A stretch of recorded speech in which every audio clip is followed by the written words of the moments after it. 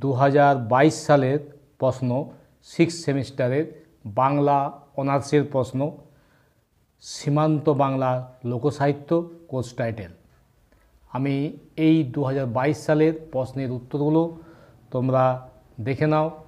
1 নম্বর কতে প্রশ্ন রয়েছে, 1 দাগের কতে প্রশ্ন রয়েছে, দরবারি ঝুমুর বলতে কী বোঝো? দরবারি ঝুমুর, দেখো আমি দেখে দিচ্ছি উত্তরটি। দরবারি ঝুমুর আদি ঝুমুরের সঙ্গে রাগ সঙ্গীত মিশিয়ে গাওয়া ঝুমুরকে দরবারি ঝুমুর বলে।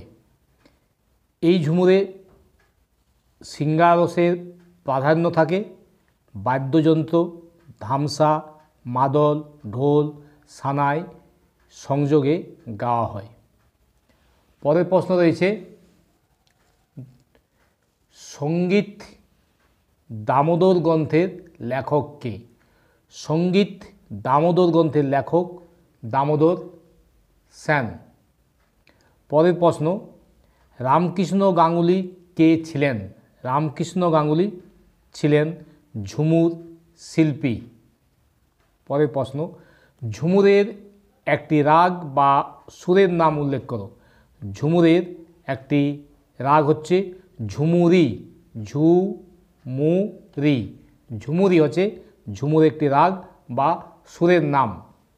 কোন মাসে টুসু পরব অনুষ্ঠিত হয়? পৌষ মাসে। পরের প্রশ্ন, কবে টুসু জাগরণ অনুষ্ঠিত হয়? পৌষ মাসের সংক্রান্তির আগের রাতে টুসু জাগরণ অনুষ্ঠিত হয়।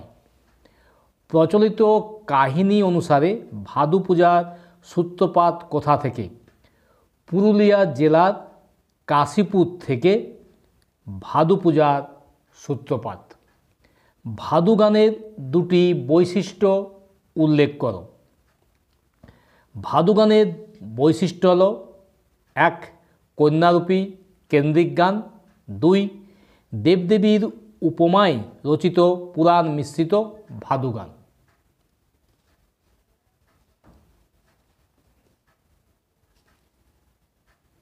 কন্যারূপী কেন্দ্রিক গান, দেবদেবীর উপমায় রচিত পুরাণাশ্রিত ভাদু গান, এই দুটো বৈশিষ্ট্য ভাদু গানের।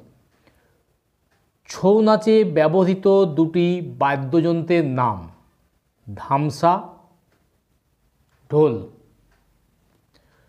ছৌ নাচ ও ঝুমুর নাচের মধ্যে একটি পার্থক্য উল্লেখ করো।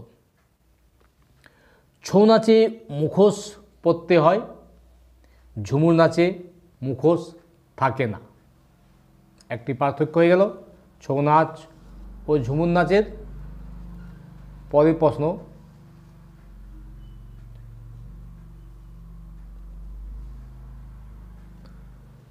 কোন সঙ্গীতের সুর, তাল, ছন্দে ছৌ নাচ পরিবেশিত হয়?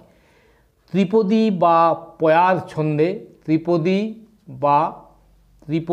বা পয়ার ছন্দে ছৌ নাচ পরিবেশিত হয়। ভাদু গান কারা পরিবেশন করে? মেয়েরা। ভাদু গান মেয়েরা পরিবেশন করে। ছৌকে মুখোশ নৃত্য বলা হয় কেন? মুখোশ পরে এই নৃত্য হয়, তাই ছৌকে মুখোশ নৃত্য বলা হয়। টার ঝুমুর কি? টার ঝুমুর হচ্ছে মাঠে ফাঁকা জায়গায় এই বা খেতে এই গান গাওয়া হয়। এই গানের বিষয় হলো দেহপ্রেম সম্পর্কিত যুবক যুবতীর আকর্ষণ, লীলা, চঞ্চলতা। আরও যদি লিখতে চাও টার ঝুমুর সম্বন্ধে তাহলে দেখো লিখে নেবে। টার কথাটির অর্থ জঙ্গল সংলগ্ন অবাধিত মাঠ। গান গাওয়া হয় লোকালয় থেকে দূরে জঙ্গল সংলগ্ন মাঠে। এই গানের মূল রস শৃঙ্গার রস। এটি লিখে নেবে টার ঝুমুর। পরের প্রশ্ন,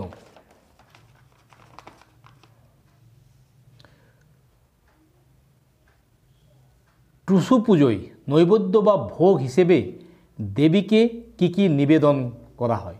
মূলে মুড়ি, কিছু ফলমূল নিবেদন করা হয় নৈবেদ্য হিসেবে।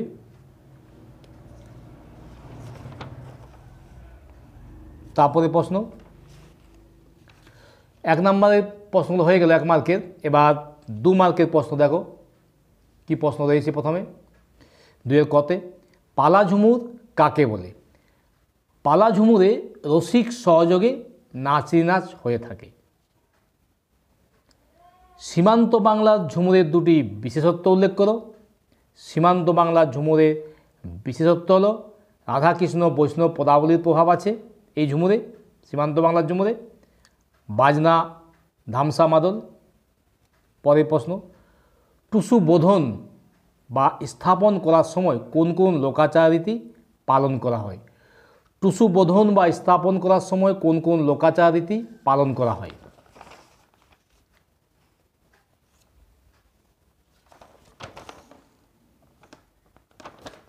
দেখো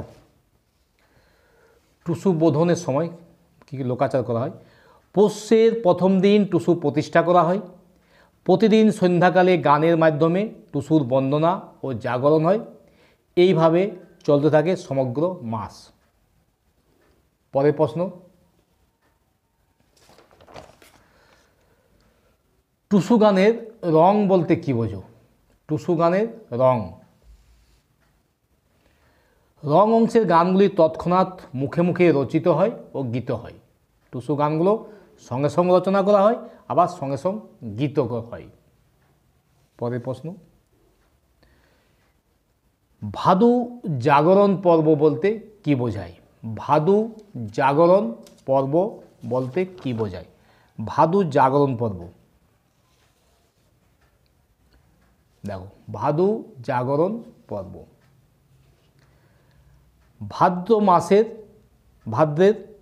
ভাদ্র সংক্রান্তিতে বিসর্জনের আগের দিন জাগরণ।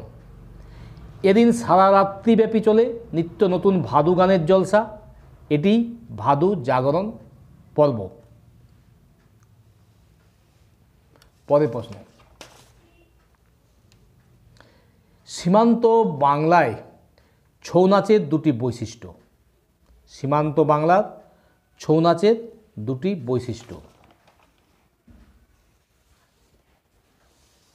সীমান্ত বাংলার ছৌ নাচের 2টি বৈশিষ্ট্য দেখো।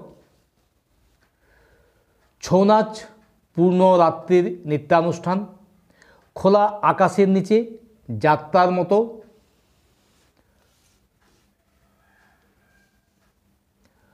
গোল আসরে মাটির উপরেই এই নৃত্য অনুষ্ঠিত হয়ে থাকে। এটি হচ্ছে ছৌ নাচের বিশেষত্ব বৈশিষ্ট্য। পরের প্রশ্ন ছৌ নৃত্যের চালগুলি উল্লেখ করো। চাল দেবচাল, বীর চাল, রাক্ষস চাল, পশু চাল। এগুলো হলো ছৌ নাচের চাল। কী কী চাল? দেবচাল, বীর চাল, রাক্ষস চাল, পশু চাল। পরের প্রশ্ন ঝুমুর অবলম্বনে একটি লোকনৃত্য পরিবেশিত হয়। সেই লোকনৃত্যটির নাম একজন শিল্পীর সহ উল্লেখ করো। ঝুমুর অবলম্বনে একটি লোকনৃত্য হচ্ছে ছৌ নাচ, আর শিল্পী হচ্ছে গম্ভীর সিং মুড়া। এবার 5 মার্কের প্রশ্ন 3-এর ক টুসু ভাসানের আগের 2 দিন কী কী নামে পরিচিত? টুসু ভাসানের আগের 2 দিন বাউঁড়ি আর জাগরণ নামে পরিচিত। এই 2 দিনের তাৎপর্য আছে, আমি পরের ভিডিওতে তোমাদের এই উত্তরগুলো দেখিয়ে দেব। নাচনি সাইলা ঝুমুর এটাও দেখিয়ে দেব। ছৌ নাচে মুখোশের ব্যবহারের গুরুত্ব একটু বড় করে লিখে দেবো, এখন একটু জেনে নাও। ছৌ নাচে মুখোশ ব্যবহারের গুরুত্ব। ছৌ নাচে মুখোশ থাকার ফলে মুখের অভিব্যক্তি প্রতিফলিত হয় না বলে শিল্পী অঙ্গ প্রত্যঙ্গের কম্পন ও সংকোচন প্রসারণের মধ্য দিয়ে চরিত্রের অভিব্যক্তি প্রকাশ করে থাকেন। এটি হচ্ছে ছৌ নাচে মুখোশ ব্যবহারের গুরুত্ব।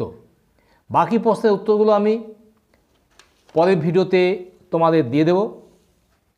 সীমান্ত বাংলা ঝুমুর গানের প্রসার বড় প্রশ্ন উত্তর পেয়ে যাবে। তোমরা চ্যানেলটি সাবস্ক্রাইব করে রাখো, এই বড় প্রশ্নের উত্তরগুলো আমি দিয়ে দেব। ছৌ নাচে কটি ধারা, যে কোনো একটি ধারার সংক্ষিপ্ত বর্ণনা, এগুলো সমস্ত প্রশ্নের উত্তর আমি দিয়ে দেব। তোমরা চ্যানেলটি সাবস্ক্রাইব করে রাখো।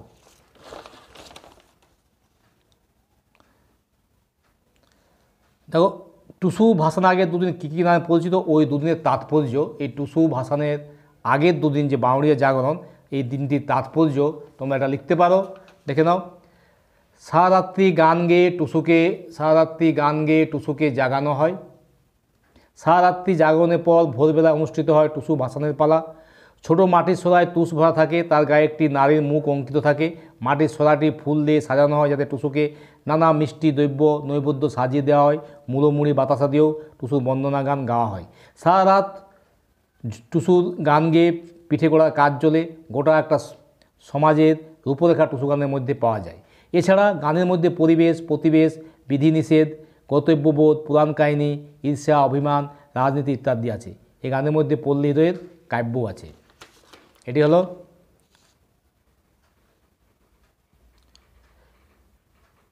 টুসু গানের দুদিনের তাৎপর্য,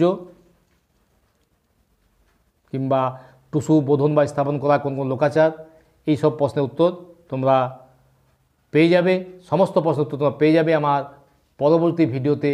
তোমরা চ্যানেলটি সাবস্ক্রাইব করে রাখো, আমি সালের প্রশ্নগুলির উত্তর সব তোমাদের দিয়ে দেব ভিডিওর মাধ্যমে।